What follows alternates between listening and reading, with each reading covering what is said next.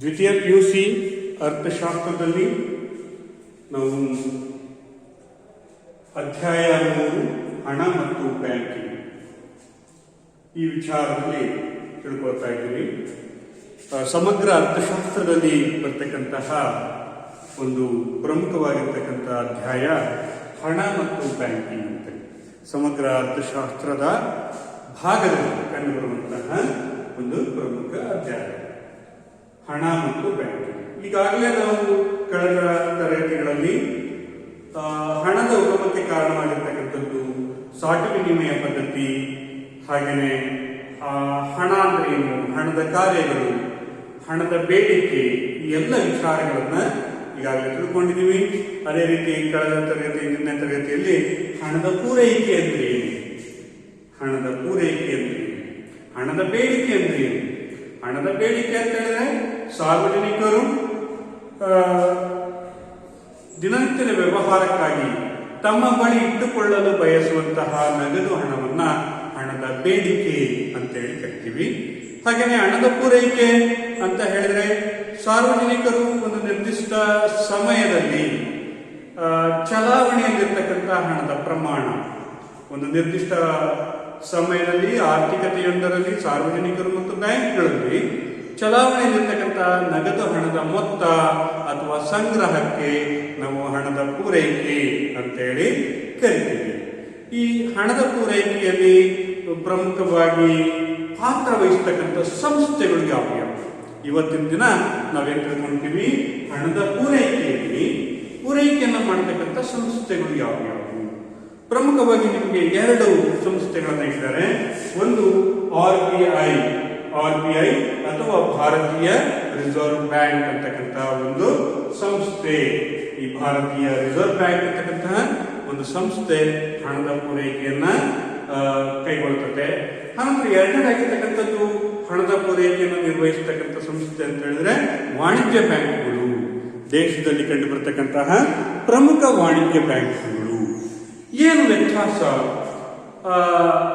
ಭಾರತೀಯ ರಿಸರ್ವ್ ಬ್ಯಾಂಕಿಗೂ ವಾಣಿಜ್ಯ ಬ್ಯಾಂಕ್ಗಳಿಗೆ ಇರ್ತಕ್ಕಂಥ ವ್ಯತ್ಯಾಸ ಏನು? 2 ಬ್ಯಾಂಕ್ಗಳಿದ್ದಾವೆ. ಈ 2 ಬ್ಯಾಂಕ್ಗಳ ವ್ಯತ್ಯಾಸಗಳನ್ನ ನಾವು ತಿಳ್ಕೊಳ್ಳೋದ್ರ ಮೂಲಕ ಹೇಗೆ ಈ 2 ಸಂಸ್ಥೆಗಳು ಹಣದ ಪೂರೈಕೆಯನ್ನ ನಿರ್ವಹಿಸುತ್ತವೆ ಅಥವಾ ಪೂರೈಕೆಯನ್ನ ಜಾರಿಗೆ ತರ್ತಕ್ಕಂಥದ್ದನ್ನ ನಾವು ಈ ದಿನ ನೋಡೋಣ. ಈಗ ಮೊದಲನೇದಾಗಿರ್ತಕ್ಕಂಥದ್ದು ಭಾರತೀಯ ರಿಸರ್ವ್ ಬ್ಯಾಂಕ್. ಭಾರತೀಯ ರಿಸರ್ವ್ ಬ್ಯಾಂಕ್ ಅಂದ್ರೆ ಯಾವುದನ್ನ ನಾವು ಭಾರತೀಯ ರಿಸರ್ವ್ ಬ್ಯಾಂಕ್ ಅಂತ ಕರಿತೀವಿ? ಈ ಭಾರತೀಯ ರಿಸರ್ವ್ ಬ್ಯಾಂಕ್ ಅಂತಕ್ಕಂಥದ್ದು ಇದೊಂದು ಕೇಂದ್ರ ಬ್ಯಾಂಕ್ ಅಂತ ಕರಿತೀವಿ. ಕೇಂದ್ರ ಬ್ಯಾಂಕ್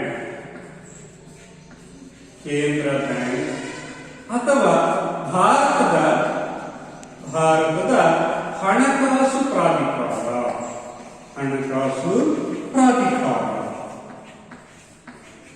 ಭಾರತೀಯ ರಿಸರ್ವ್ ಬ್ಯಾಂಕ್ ಅಂತಕ್ಕಂಥದ್ದು ಇದು ಭಾರತದ ಕೇಂದ್ರ ಬ್ಯಾಂಕ್ ಮತ್ತು ಈ ಬ್ಯಾಂಕ್ ಅನ್ನು ಕರಿತೀವಿ ಭಾರತದ ಹಣಕಾಸು ಪ್ರಾಧಿಕಾರ ಅಂತ ಕರಿತೀವಿ. ನಿಮಗೆ 1 ಅಂಕದ ಪ್ರಶ್ನೆ ಕೇಳ್ತಾರೆ, ಭಾರತದ ಹಣಕಾಸು ಪ್ರಾಧಿಕಾರವಾಗಿ ಕಾರ್ಯನಿರ್ವಹಿಸುವ ಬ್ಯಾಂಕ್ ಯಾವುದು?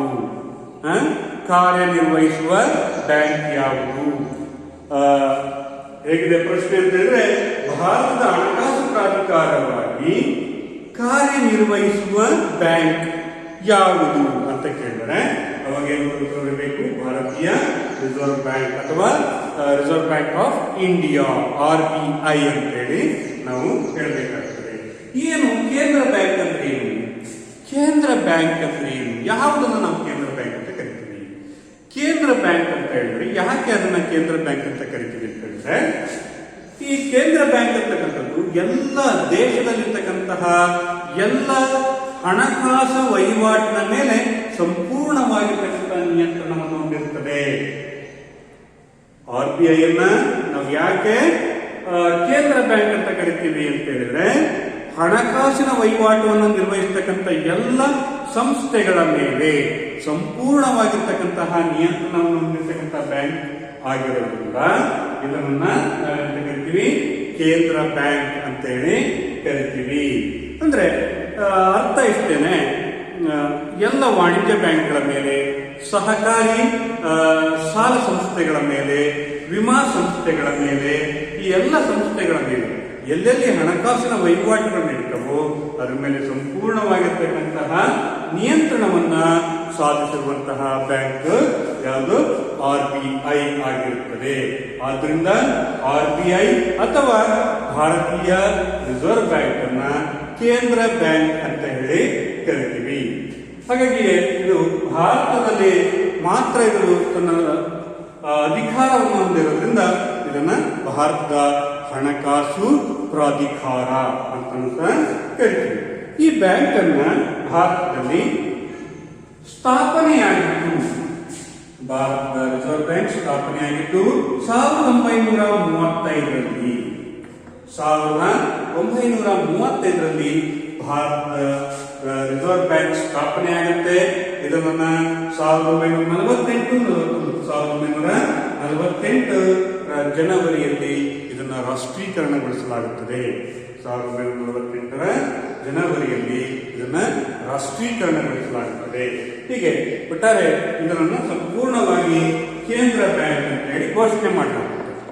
ಭಾರತೀಯ ರಿಸರ್ವ್ ಬ್ಯಾಂಕ್ ಅನ್ನ 1948ರಲ್ಲಿ ಕೇಂದ್ರ ಬ್ಯಾಂಕ್ ಅನ್ನು ಸಂಪೂರ್ಣವಾಗಿ ರಿಸರ್ವ್ ಬ್ಯಾಂಕ್ ಅಂತ ಹೇಳಿ ಘೋಷಣೆ ಮಾಡಲಾಗುತ್ತದೆ. ಒಟ್ಟಾರೆ ಭಾರತೀಯ ರಿಸರ್ವ್ ಬ್ಯಾಂಕ್ ಸ್ಥಾಪನೆಯಾಗಿದ್ದು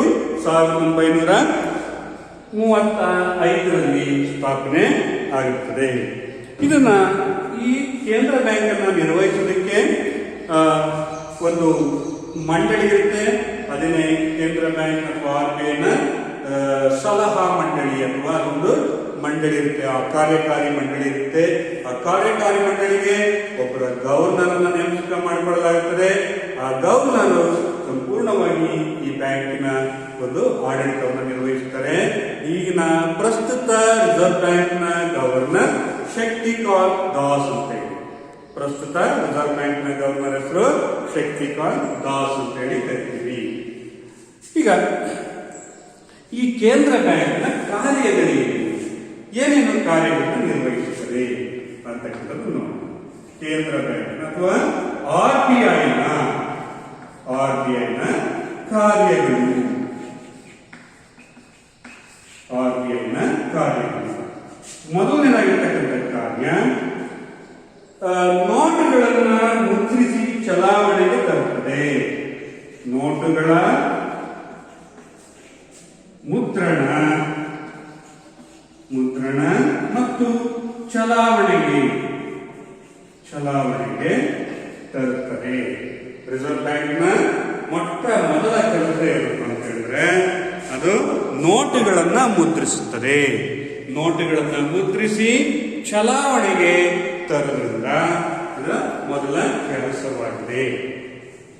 ಈಗ ನೋಟುಗಳ ಮುದ್ರಣ, ನೋಟಿನ ಮುದ್ರಣ ಅಂತ ಹೇಳಿದ್ರೆ ಪ್ರಮುಖವಾಗಿರ್ತಕ್ಕಂತಹ ನೋಟುಗಳು 5 ರೂಪಾಯಿ ಕರೆನ್ಸಿ ನೋಟುಗಳು, 10 ರೂಪಾಯಿ, ಹಾಗೆಯೇ 20 ರೂಪಾಯಿ, ಹಾಗೆಯೇ 50 ರೂಪಾಯಿ, ಮತ್ತೆ 100 ರೂಪಾಯಿ, 200 ರೂಪಾಯಿ, ಹಾಗೆಯೇ 500 ರೂಪಾಯಿ ಮತ್ತು 2000 ನೋಟುಗಳನ್ನು ಮುದ್ರಿಸಿ ಚಲಾವಣೆಗೆ ತರುತ್ತದೆ. ಭಾರತೀಯ ರಿಸರ್ವ್ ಬ್ಯಾಂಕ್ ಮೊದಲನೇ ಕಾರ್ಯ ಏನಪ್ಪ ಅಂತ ಹೇಳಿದ್ರೆ ನೋಟುಗಳ ಮುದ್ರಣ ಮತ್ತು ಚಲಾವಣೆಗೆ ತರತಕ್ಕಂತಹ ಒಂದು ಪರಮಾಧಿಕಾರವನ್ನು ಹೊಂದಿದೆ. ಭಾರತದಲ್ಲಿ ಈ ಬ್ಯಾಂಕ್ಗೆ ಅಂದ್ರೆ ರಿಸರ್ವ್ ಬ್ಯಾಂಕ್ಗೆ ಹೊರತುಪಡಿಸಿದ್ರೆ ಇನ್ಯಾವ ಬ್ಯಾಂಕ್ಗಳು ಸಹ ಇನ್ಯಾವ ಸಂಸ್ಥೆಗಳು ಸಹ ನೋಟುಗಳನ್ನ ಮುದ್ರಿಸಿ ಚಲಾವಣೆಗೆ ತರುವುದಿಲ್ಲ. ಏಕೈಕ ಸಂಸ್ಥೆ ನೋಟುಗಳನ್ನ ಮುದ್ರಿಸಿ ಚಲಾವಣೆಗೆ ತರತಕ್ಕಂತಹ ಏಕೈಕ ಸಂಸ್ಥೆ ಭಾರತದಲ್ಲಿ ಯಾವುದು ಅಂತ ಹೇಳಿದ್ರೆ ಅದು ಭಾರತೀಯ ರಿಸರ್ವ್ ಬ್ಯಾಂಕ್. ಇದು ನೋಟುಗಳನ್ನ ಮಾತ್ರ ಮುದ್ರಿಸುತ್ತದೆ. ನೋಟುಗಳನ್ನ ಕರೆನ್ಸಿ ನೋಟುಗಳನ್ನ ಮಾತ್ರ ಮುದ್ರಿಸುತ್ತದೆ, ನಾಣ್ಯಗಳನ್ನ ಮುದ್ರಿಸುವುದಿಲ್ಲ. ಭಾರತೀಯ ರಿಸರ್ವ್ ಬ್ಯಾಂಕ್ ನಾಣ್ಯಗಳನ್ನ ಮುದ್ರಿಸುವುದಿಲ್ಲ. ನಾಣ್ಯಗಳನ್ನ ಮುದ್ರಿಸಿ ಚಲಾವಣೆಗೆ ತರ್ತಕ್ಕಂಥದ್ದು ಭಾರತ ಸರ್ಕಾರ. ನಾಣ್ಯಗಳು 25 ಪೈಸಾ, 50 ಪೈಸಾ, 1 ರೂಪಾಯಿ, 2 ರೂಪಾಯಿ, 5 ರೂಪಾಯಿ ನಾಣ್ಯಗಳಿದಾವಲ್ಲ, ಈ ನಾಣ್ಯಗಳನ್ನ ಮುದ್ರಿಸಿ ಚಲಾವಣೆಗೆ ತರ್ತಕ್ಕಂಥ ಅಧಿಕಾರ ಇರೋದು ಅದು ಯಾವುದು? ಭಾರತ ಸರ್ಕಾರ. ಹಾಗಾಗಿ ನೋಟುಗಳನ್ನ ಮುದ್ರಿಸಿ ಚಲಾವಣೆಗೆ ತರ್ತಕ್ಕಂಥ ಅಧಿಕಾರ ಇರೋದು ಭಾರತೀಯ ರಿಸರ್ವ್ ಬ್ಯಾಂಕ್. ಇದು ದೇಶದಲ್ಲಿ ಆರ್ಥಿಕ ವಹಿವಾಟುಗಳನ್ನು ಗಮನಿಸಿ, ಭಾರತದಲ್ಲಿ ಆರ್ಥಿಕ ವಹಿವಾಟು ವ್ಯಾಪಾರೋದ್ಯಮಗಳನ್ನು ಗಮನಿಸಿ ನೋಟುಗಳನ್ನು ಮುದ್ರಿಸುತ್ತದೆ ಮತ್ತು ಅವುಗಳನ್ನು ಚಲಾವಣೆಗೆ ತರ್ತಕ್ಕಂತಹ ಒಂದು ಸಂಸ್ಥೆಯಾಗಿದೆ. ಇನ್ನು ಎರಡನೇದಾಗಿರ್ತಕ್ಕಂಥದ್ದು ರಿಸರ್ವ್ ಬ್ಯಾಂಕ್ನ ಕಾರ್ಯ ಆಗಿರತಕ್ಕಂಥದ್ದು ಹಣದ ಪೂರೈಕೆಯನ್ನು ನಿಯಂತ್ರಿಸುತ್ತದೆ. ಹಣದ ಪೂರೈಕೆಯನ್ನು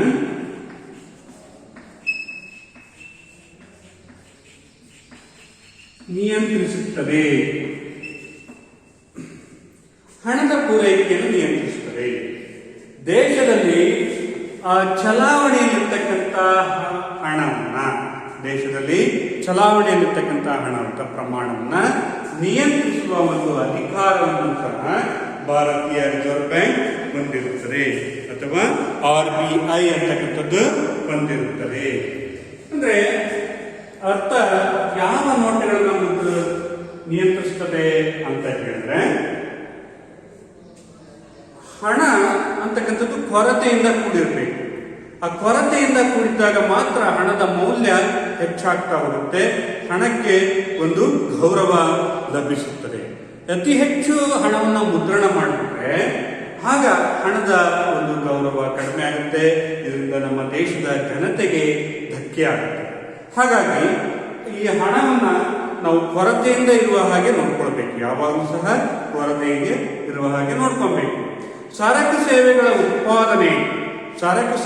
ಉತ್ಪಾದನೆ ಹೆಚ್ಚಾಗಿರಬೇಕು, ಹಣದ ಪ್ರಮಾಣ ಕಡಿಮೆ ಇರಬೇಕಾಗುತ್ತದೆ. ಹಾಗಾಗಿ ಇಲ್ಲಿ ಹಣದ ಪೂರೈಕೆಯನ್ನು ಹೆಚ್ಚಿಸಿದರೆ ಏನಾಗುತ್ತೆ, ಸರಕು ಸೇವೆಗಳಿಗಿಂತ ನೋಟುಗಳನ್ನೇ ಹೆಚ್ಚು ಮುದ್ರಣ ಮಾಡಿದ್ರೆ ಆಗ ನಾವೇನು ಸಮಸ್ಯೆಗೆ ಸಿಕ್ಕೊಳ್ತೀವಿ. ಅದರಿಂದ ವಸ್ತುಗಳ ಬೆಲೆಗಳು ಹೆಚ್ಚಾಗ್ತವೆ. ಹೆಚ್ಚು ಹೆಚ್ಚು ನೋಟುಗಳನ್ನು ಮುದ್ರಿಸಿ ನಾವು ಚಲಾವಣೆಗೆ ತಂದುಬಿಟ್ರೆ ವಸ್ತುಗಳ ಬೆಲೆಗಳು ಏನಾಗ್ತವೆ, ನಿರಂತರವಾಗಿ ಹೆಚ್ಚಳ ಆಗುತ್ತವೆ. ಆ ಸನ್ನಿವೇಶದಲ್ಲಿ ಬಡ ಜನರಿಗೆ ಸರಕಿನ ಬೆಲೆಗಳು ಹೆಚ್ಚಾದ್ರೆ ಏನಾಗ್ತಾರೆ, ಅವುಗಳನ್ನು ಕೊಂಡುಕೊಳ್ಳುವ ಸಾಮರ್ಥ್ಯ ಜನರಿಗೆ ಕಡಿಮೆ ಆಗ್ತಾ ಹೋಗುತ್ತದೆ. ಹಾಗಾಗಿ ಹೆಚ್ಚು ಜನರು ಬಡತನಕ್ಕೆ ಸಿಲುಕಿಕೊಳ್ಳುತ್ತಾರೆ. ಆ ಉದ್ದೇಶದಿಂದ ನಾವು ಹಣದ ಪೂರೈಕೆಯನ್ನ ನಿಯಂತ್ರಿಸಬೇಕಾಗುತ್ತದೆ. ಈ ನಿಯಂತ್ರಿಸುವಂತಹ ಕಾರ್ಯವನ್ನ ಭಾರತೀಯ ರಿಸರ್ವ್ ಬ್ಯಾಂಕ್ ಕೈಗೊಳ್ಳುತ್ತದೆ. ಒಂದು ವೇಳೆ ಹಣದ ಪ್ರಮಾಣ ಕಡಿಮೆಯಾಗಿದೆ, ಚಲಾವಣೆಯಲ್ಲಿರ್ತಕ್ಕಂತಹ ಹಣದ ಪ್ರಮಾಣ ಕಡಿಮೆ ಆಯಿತು, ಮುದ್ರಣದ ಪ್ರಮಾಣ ಕಡಿಮೆ ಆಯಿತು ಅಂತ ಹೇಳಿದ್ರೆ ವಸ್ತುಗಳ ಬೆಲೆಗಳು ಸಹ ನಿರಂತರವಾಗಿ ಕಡಿಮೆ ಆಗಿರುತ್ತವೆ. ದೇಶದಲ್ಲಿ ಎಲ್ಲಾ ವಸ್ತುಗಳ ಬೆಲೆಗಳು ಸಹ ನಿರಂತರವಾಗಿ ಕಡಿಮೆ ಆಗಿರುತ್ತವೆ. ಅದರ ಪರಿಣಾಮ ಉತ್ಪಾದಕರಿಗೆ ನಷ್ಟ ಆಗುತ್ತದೆ. ಉತ್ಪಾದಕರು ನಷ್ಟ ಆದರೆ ಅಲ್ಲಿ ನಿರುದ್ಯೋಗದ ಸಮಸ್ಯೆಗಳು ಕಂಡು ಬರ್ತವೆ. ಹಾಗಾಗಿ ನೋಟುಗಳ ಮುದ್ರಣದ ಪ್ರಮಾಣವನ್ನು ತೀರಾ ಹೆಚ್ಚಿಸೋದು ಹಾಗಿಲ್ಲ ಮತ್ತು ಬಹಳಷ್ಟು ಕಡಿಮೆನೂ ಮಾಡಾಗಿಲ್ಲ. ಆರ್ಥಿಕ ವಹಿವಾಟಿಗೆ ತಕ್ಕಂತೆ ನೋಟುಗಳನ್ನ ನಾವು ಮುದ್ರಿಸಬೇಕಾಗುತ್ತದೆ. ಆ ಮುದ್ರಿಸಿ ಚಲಾವಣೆಗೆ ತರಬೇಕಾಗುತ್ತದೆ. ಚಲಾವಣೆಗೆ ತರದ ಜೊತೆಗೆ ಅವುಗಳ ಮೇಲೆ ನಿಯಂತ್ರಣವನ್ನು ವಿಧಿಸಬೇಕಾಗುತ್ತದೆ. ನಿಯಂತ್ರಣವನ್ನು ಸಾಧಿಸೋದಕ್ಕೋಸ್ಕರ ರಿಸರ್ವ್ ಬ್ಯಾಂಕ್ CRR ಮತ್ತು SLR ಅಂತಕ್ಕಂತಹ ಒಂದು ಸಾಧನವನ್ನು ಬಳಸುತ್ತದೆ. ಭಾರತೀಯ ರಿಸರ್ವ್ ಬ್ಯಾಂಕ್ ಹಣದ ಪೂರೈಕೆಯನ್ನು ನಿಯಂತ್ರಿಸಲು CRR ನಗದು ಮೀಸಲು ಅನುಪಾತ, ಸಿ ಅಂತ ಹೇಳಿದ್ರೆ cash, R reserve ratio, CRR cash reserve ratio ಅಂತ ನಗದು ಮೀಸಲು ಅನುಪಾತ, ಮತ್ತು SLR ಅಂತ ಹೇಳಿದ್ರೆ ಶಾಸನಬದ್ಧ ನಗದು ಮೀಸಲು ಅನುಪಾತ, ಶಾಸನಬದ್ಧ ದ್ರವ್ಯತಾ ಅನುಪಾತ ಅಂತ ಕರಿತೀವಿ. ದ್ರವ್ಯತಾ ಅನುಪಾತ ಅಂತ ಹೇಳಿ ಕರಿತೀವಿ. ಈ ಎರಡು ಸಾಧನಗಳ ಮೂಲಕ ಭಾರತೀಯ ರಿಸರ್ವ್ ಬ್ಯಾಂಕ್ ಹಣದ ಪೂರೈಕೆಯನ್ನ ನಿಯಂತ್ರಿಸುತ್ತದೆ. ಹಾಗಾದ್ರೆ ನಾನು ಮುಂದಿನ ತರಗತಿಯಲ್ಲಿ ನಿಮಗೆ ಅದರ ಬಗ್ಗೆ ವಿಡಿಯೋ ಮಾಡಿಕೊಡ್ತೀನಿ. ಮುಂದಿನ ತರಗತಿಯಲ್ಲಿ ಅದರ ಬಗ್ಗೆ ಡೀಟೇಲ್ ಹೇಳ್ತೀನಿ. ಇದು ಈ ಚಾಪ್ಟರ್ ಅಲ್ಲಿ ಬಹಳ ಮುಖ್ಯವಾಗಿರುವಂತದ್ದು. ಮುಂದಿನ ತರಗತಿಯಲ್ಲಿ CRR ಅಂದ್ರೆ ಏನು, ಅದನ್ನ ಹೇಗೆ ಜಾರಿಗೆ ತರ್ತಾರೆ ಅನ್ನೋದನ್ನ ಮುಂದಿನ ತರಗತಿಯಲ್ಲಿ ಹೇಳ್ತೀನಿ. ಈಗಿನ ಒಂದು ಕೆಲಸ ಏನಪ್ಪಾ ಅಂತ ಹೇಳಿದ್ರೆ ಹಣದ ಪೂರೈಕೆಯನ್ನು ನಿಯಂತ್ರಿಸುತ್ತದೆ. ನಗದು ಮೀಸಲು ಅನುಪಾತ ಮತ್ತು ಶಾಸನಬದ್ಧ ದ್ರವ್ಯತಾ ಅನುಪಾತವನ್ನು ಅನುಸರಿಸಿ ಭಾರತೀಯ ರಿಸರ್ವ್ ಬ್ಯಾಂಕ್ ಹಣದ ಪೂರೈಕೆಯನ್ನು ನಿಯಂತ್ರಿಸುತ್ತದೆ. ಇದು ರಿಸರ್ವ್ ಬ್ಯಾಂಕ್ನ ಮತ್ತೊಂದು ಕೆಲಸ ಅಥವಾ ಕಾರ್ಯ ಆಗಿದೆ. ಇನ್ನು ಮೂರನೇದಾಗಿರ್ತಕ್ಕಂಥದ್ದು ಇದು ಸರ್ಕಾರದ ಬ್ಯಾಂಕ್ ಆಗಿ, ಮೂರನೇ ಕಾರ್ಯ ಸರ್ಕಾರದ ಬ್ಯಾಂಕ್ ಆಗಿ ಕಾರ್ಯವನ್ನು ನಿರ್ವಹಿಸುತ್ತದೆ. ಸರ್ಕಾರದ ಬ್ಯಾಂಕ್, ರಿಸರ್ವ್ ಬ್ಯಾಂಕ್ ಮೂರನೇ ಕೆಲಸ ಏನಪ್ಪಾ ಅಂತ ಹೇಳಿದ್ರೆ ಸರ್ಕಾರದ ಬ್ಯಾಂಕ್ ಆಗಿ ಕಾರ್ಯವನ್ನ ನಿರ್ವಹಿಸುತ್ತದೆ.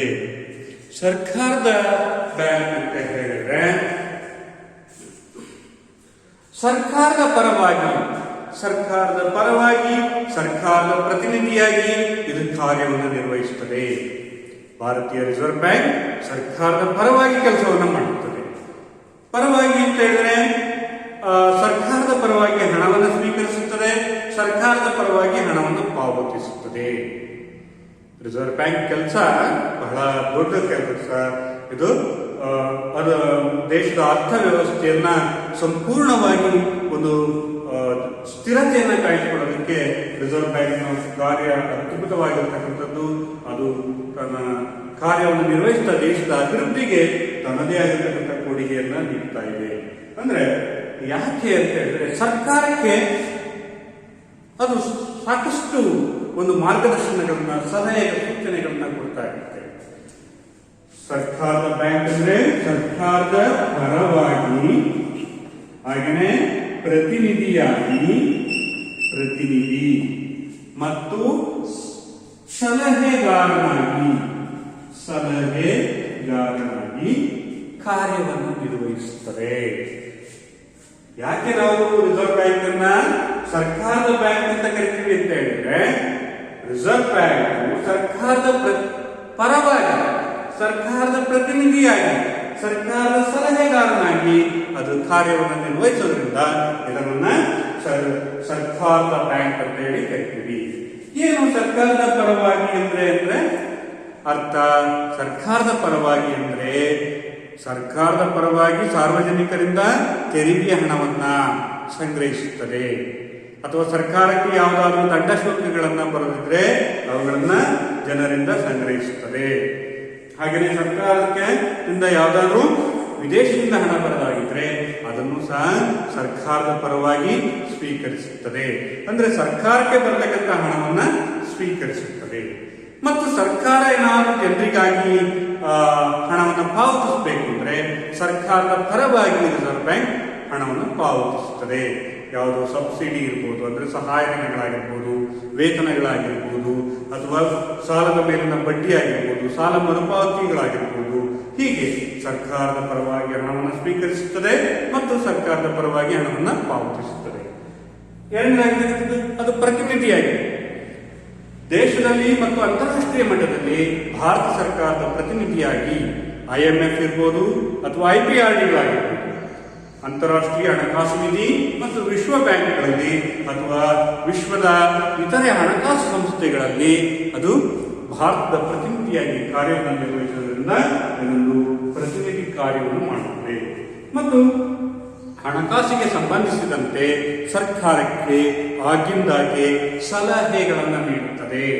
ಸರ್ಕಾರಕ್ಕೆ ಸಲಹೆಗಳನ್ನು ನೀಡುತ್ತದೆ. ದೇಶದ ಅಭಿವೃದ್ಧಿಗೆ ಸಂಬಂಧಿಸಿದಂತೆ, ಹಾಗೆಯೇ ಹಣಕಾಸಿನ ವ್ಯವಹಾರಗಳಿಗೆ ಸಂಬಂಧಿಸಿದಂತೆ, ಹೀಗೆ ಒಟ್ಟಾರೆ ಹಣಕ್ಕೆ ಸಂಬಂಧಿಸಿದಂತಹ ಸಲಹೆಗಳನ್ನ ಸರ್ಕಾರಕ್ಕೆ ನೀಡ್ತಾ ಇರ್ತದೆ.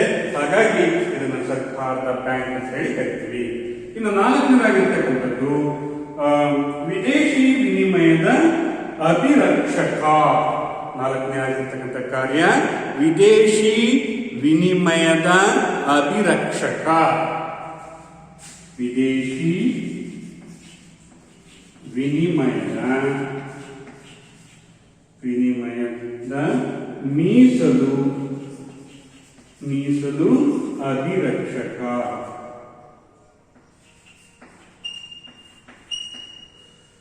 ವಿದೇಶಿ ವಿನಿಮಯ ಮೀಸಲು ಅಭಿರಕ್ಷಕ ಅಂತಲೂ ಸಹ ಇದನ್ನು ಕರಿತೀವಿ.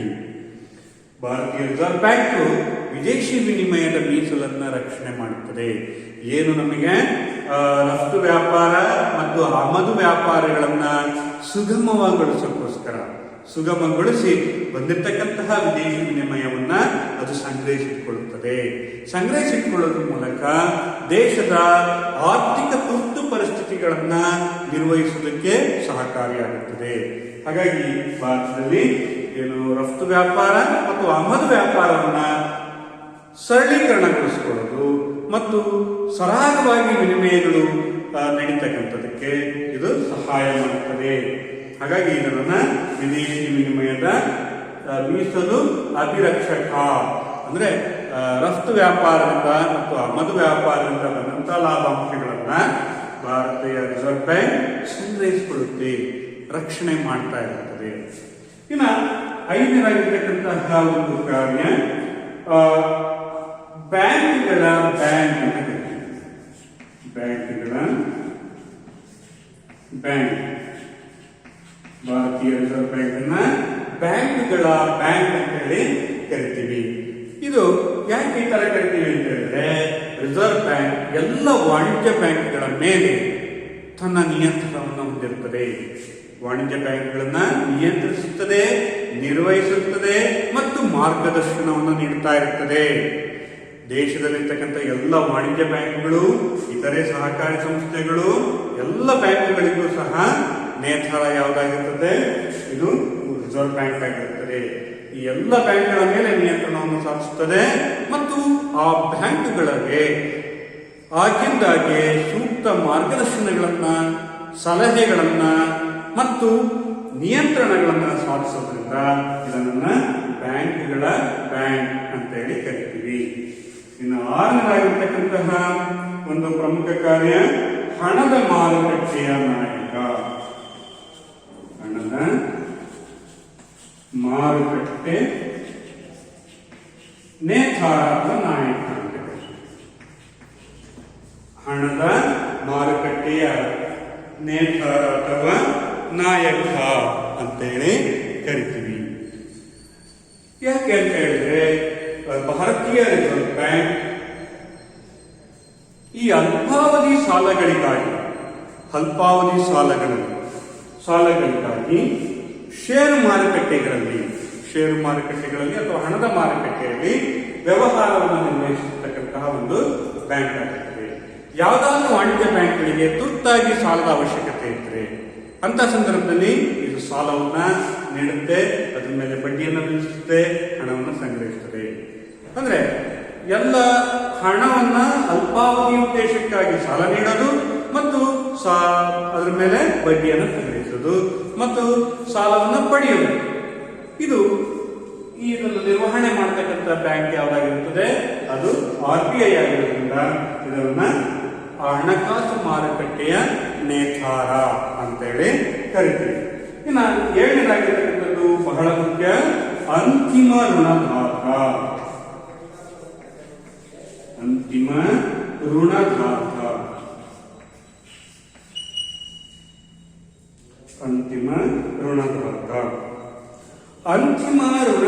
ಅಂತ ಹೇಳಿದ್ರೆ, ಯಾವುದಾದ್ರೂ ವಾಣಿಜ್ಯ ಬ್ಯಾಂಕ್ಗಳಿಗೆ ತುರ್ತಾಗಿ ಸಾಲದ ಅವಶ್ಯಕತೆಗಳು ಕಂಡು ಬಂದರೆ ಅಂತಹ ವಾಣಿಜ್ಯ ಬ್ಯಾಂಕ್ಗಳಿಗೆ ರಿಸರ್ವ್ ಬ್ಯಾಂಕ್ ಸಾಲವನ್ನು ನೀಡುತ್ತದೆ. ಏನಾದರೂ ಬ್ಯಾಂಕ್ಗಳು ವಾಣಿಜ್ಯ ಬ್ಯಾಂಕ್ಗಳು ಸಂಕಷ್ಟಕ್ಕೆ ಒಳಗಾದರೆ ಅಥವಾ ಹಣಕಾಸಿನ ಬಿಕ್ಕಟ್ಟಿಗೆ ಒಳಗಾದರೆ ಅಂತಹ ಸಂದರ್ಭದಲ್ಲಿ ಆ ವಾಣಿಜ್ಯ ಬ್ಯಾಂಕ್ಗಳಿಗೆ ಸಾಲದ ರೂಪದಲ್ಲಿ ಸಹಾಯವನ್ನು ಮಾಡುತ್ತದೆ. ಹಣದ ನೆರವನ್ನು ನೀಡುವುದರ ಮೂಲಕ ಆ ಬ್ಯಾಂಕ್ನ ಒಂದು ಅಭಿವೃದ್ಧಿಗೆ ಕಾರಣಕರ್ತರಾಗುತ್ತದೆ. ಹಾಗಾಗಿ ಯಾವುದೇ ವಾಣಿಜ್ಯ ಬ್ಯಾಂಕ್ಗಳು ಏನಾದರೂ ದಿವಾಳಿ ಆಗುವ ಅಥವಾ ಸಂಕಷ್ಟಕ್ಕೆ ಒಳಗಾಗುವಂತಹ ಸಂದರ್ಭ ಬಂದಾಗ ರಿಸರ್ವ್ ಬ್ಯಾಂಕ್ ಆ ಬ್ಯಾಂಕಿನ ಒಂದು ಸಹಾಯಕ್ಕೆ ಧಾವಿಸುತ್ತದೆ. ಹಾಗಾಗಿ ಇದನ್ನ ನಾವು ಅಂತಿಮ ಋಣದಾತ ಅಂತೇಳಿ ಕರಿತೀವಿ. ಇನ್ನು ಎಂಟನೇದಾಗಿರ್ತಕ್ಕಂಥದ್ದು ತಿರುವೆ ಮನೆ ಕಾರ್ಯ.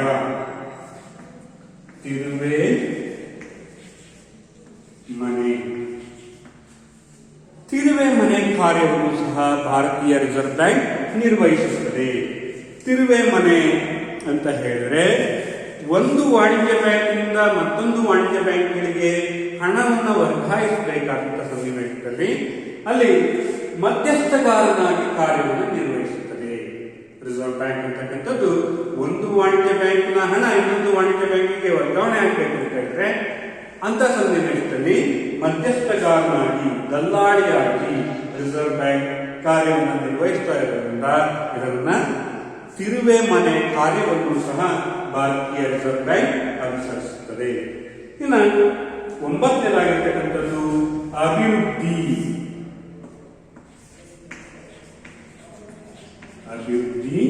ಕಾರ್ಯ. ಅಭಿವೃದ್ಧಿ ಕಾರ್ಯವನ್ನು ಸಹ ಕೈಗೊಳ್ಳುತ್ತದೆ.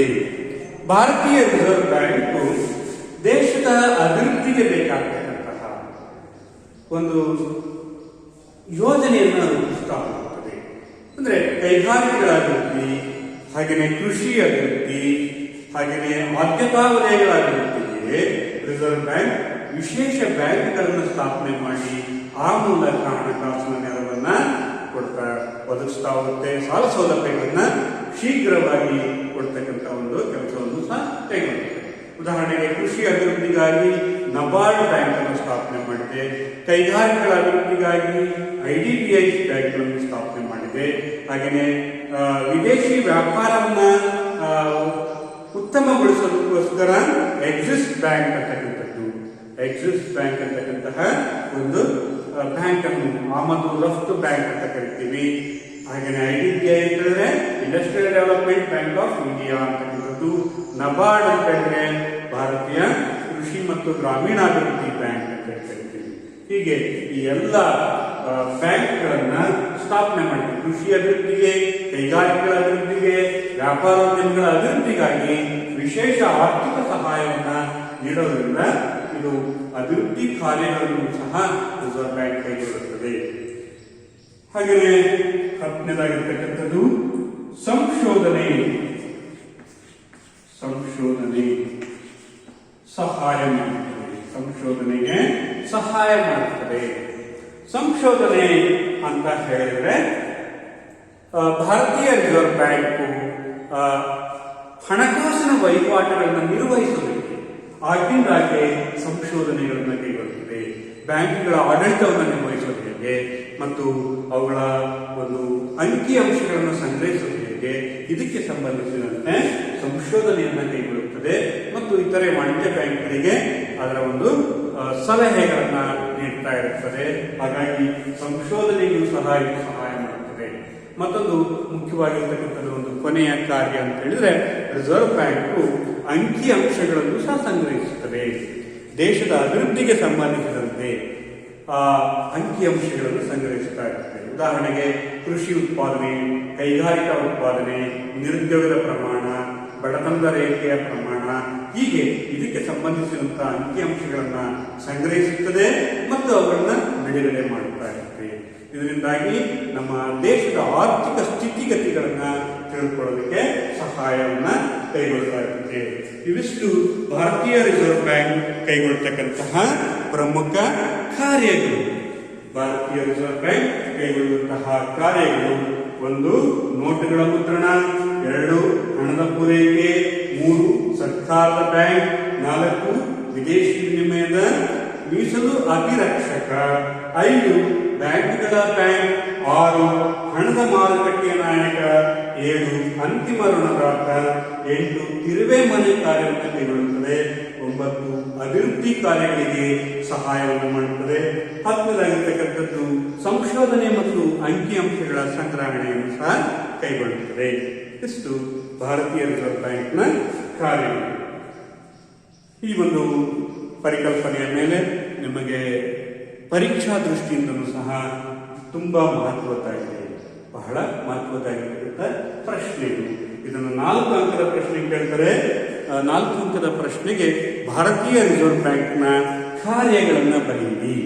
ಭಾರತೀಯ ರಿಸರ್ವ್ ಬ್ಯಾಂಕ್ನ ಕಾರ್ಯಗಳನ್ನು ಸಂಕ್ಷಿಪ್ತವಾಗಿ ವಿವರಿಸಿರಿ ಅಂತ ಹೇಳಿ 4 ಅಂಕದ ಪ್ರಶ್ನೆ ಕೇಳ್ತಾರೆ. ಹಾಗೆಯೇ 1 ಅಂಕದ ಪ್ರಶ್ನೆಗೆ ಭಾರತದ ಹಣಕಾಸು ಪ್ರಾಧಿಕಾರವಾಗಿ ಕರ್ತವ್ಯ ಅಥವಾ ಕಾರ್ಯನಿರ್ವಹಿಸುವ ಬ್ಯಾಂಕ್ ಯಾವುದು ಅಂತ ಕೇಳ್ತಾರೆ. ಅವಾಗ ಏನಂತ ಬರೀಬೇಕು? ಭಾರತೀಯ ರಿಸರ್ವ್ ಬ್ಯಾಂಕ್ ಅಥವಾ ಸಂಸ್ಥೆ ರಿಸರ್ವ್ ಬ್ಯಾಂಕ್ ಆಫ್ ಇಂಡಿಯಾ ಅಂತೇಳಿ ಬರೀಬೇಕಾಗ್ತದೆ. ಹಾಗೆಯೇ ಮತ್ತೊಂದು ಪ್ರಶ್ನೆ, ನಾಣ್ಯಗಳ ಚಲಾವಣೆ ಹೊಂದಿಸಿ ಬರೀ ಕೇಳ್ತಾರೆ. ನಾಣ್ಯಗಳ ಚಲಾವಣೆ ಅಂತಕ್ಕಂಥದ್ದು ಎ ಕಾಲಮ್ ಕೇಳ್ತಾರೆ. ಬಿ ಕಾಲಮ್ ಅಲ್ಲಿ ಅದೇನಿರ್ತಾರೆ, ಭಾರತ ಸರ್ಕಾರ ನೋಟುಗಳನ್ನ ಮುದ್ರಿಸಿ ಚಲಾವಣೆಗೆ ತರ್ತಕ್ಕಂಥದ್ದು ಭಾರತೀಯ ರಿಸರ್ವ್ ಬ್ಯಾಂಕ್ ಅಂತಂದ್ರೆ, ನಾಣ್ಯಗಳನ್ನ ಮುದ್ರಿಸತಕ್ಕಂಥ ಕಾರ್ಯ ಭಾರತ ಸರ್ಕಾರದ ಹಣಕಾಸು ಇಲಾಖೆ. ಭಾರತ ಸರ್ಕಾರದ ಹಣಕಾಸು ಇಲಾಖೆಯವರು ಈ ಒಂದು ನಾಣ್ಯಗಳನ್ನು ಮುದ್ರಿಸಿ ಚಲಾವಣೆಗೆ ತರ್ತಾರೆ. ಹೀಗೆ ಹಣದ ಪೂರೈಕೆಯಲ್ಲಿ ಕಂಡು ಬರತಕ್ಕಂತಹ ಒಂದು ಪ್ರಮುಖವಾಗಿರ್ತಕ್ಕಂಥ ಸಂಸ್ಥೆ. ಭಾರತದಲ್ಲಿ ಹಣದ ಪೂರೈಕೆಯನ್ನ ಕೈಗೊಳ್ಳತಕ್ಕಂತಹ, ಹಣದ ಪೂರೈಕೆಯ ಮೇಲೆ ನಿಯಂತ್ರಣ ಮತ್ತು ಜವಾಬ್ದಾರಿಗಳನ್ನು ನಿರ್ವಹಿಸತಕ್ಕಂತಹ ಒಂದು ಸಂಸ್ಥೆ ರಿಸರ್ವ್ ಬ್ಯಾಂಕ್, ಭಾರತೀಯ ರಿಸರ್ವ್ ಬ್ಯಾಂಕ್ ಅಂತ ನೋಡಿದ್ವಿ. ಇನ್ನು ಎರಡನೇ ಸಂಸ್ಥೆ ವಾಣಿಜ್ಯ ಬ್ಯಾಂಕ್ಗಳು. ಆ ವಾಣಿಜ್ಯ ಬ್ಯಾಂಕ್ಗಳ ಬಗ್ಗೆ ಮುಂದಿನ ತರಗತಿಯಲ್ಲಿ ನಾವು ಕಂಟಿನ್ಯೂ ಮಾಡೋಣ. Thank you.